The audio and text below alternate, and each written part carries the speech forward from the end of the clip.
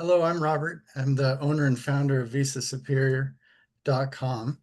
Um, so an important point I want to make is most people don't know that most visa applicants are actually well qualified for their US visas. Even though they're well qualified, a lot of them don't receive a visa. They're denied due to a lack of preparation or because they show up to the interview a little bit nervous. And this is where we at VisaSuperior.com can help. I'll tell you a quick story just to illustrate the point. We had a client a little bit ago who was a software engineer from Southern Asia, and he applied for a US B1 B2 visa so he could attend a work conference in the United States. And unfortunately, he wasn't aware of our consulting services before he applied for the visa. And he hired somebody to fill out his DS-160 visa application form. And they included, unfortunately, some incorrect information about him on it. Anyway, he went to the interview thinking it would be easy, and he didn't prepare well. He wasn't ready to answer their questions. And after standing around in line and waiting in a hot, crowded space all day, when he finally got his turn to speak with the consular officer, he was tired and anxious. And he noticed that the three people in front of him in line were all denied their visas. And so, of course, he started to get nervous. This wasn't a good start for his interview. And when he was asked why he wanted to go to the United States, he gave a vague answer that didn't represent how important this trip was for his company and for his own professional development. And he also he didn't mention that in addition to his salary, he also owned property and that he had recently traveled to other countries for the same type of work meeting. This all would have helped him, but he didn't even mention it. The visa officer, it turns out, only asked him a couple of questions and then quickly denied his visa. And we see this happen pretty often. Unfortunately for him, now he has a prior denial on his record, and that makes it very difficult for him to have his visa approved anytime soon.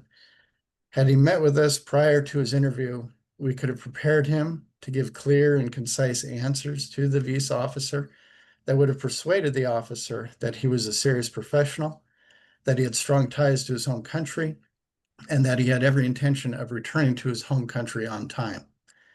But unfortunately for him, that didn't happen. The truth is, the visa interview is quite subjective.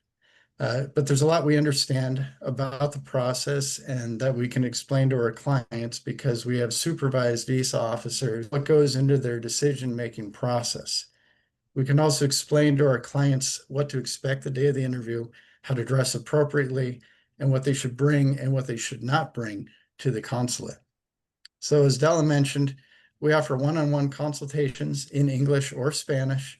We help US visa applicants to improve their interview skills to ensure visa success. And we can also fill out the DS-160 US visa application form quickly and accurately to save our clients time and hassle. So these services, along with a large library of informational blogs and videos, they're all available through our website, VisaSuperior.com. So thank you for having us here. I appreciate it. Thank you so much for being here, Robert. One question: you do only one way to the U.S. Is that correct?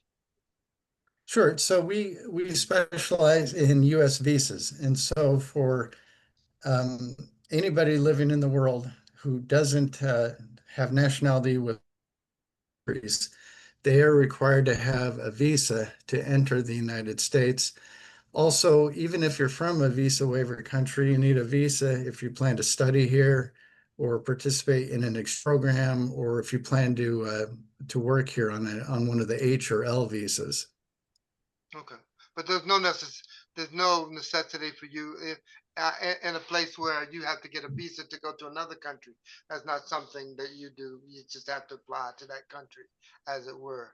Right. So as former U.S. diplomats, that's what we worked on is the U.S. visa. If you're interested in traveling to other countries, you would need to look up the specific requirements depending on your nationality and depending on where you're going and for what purpose.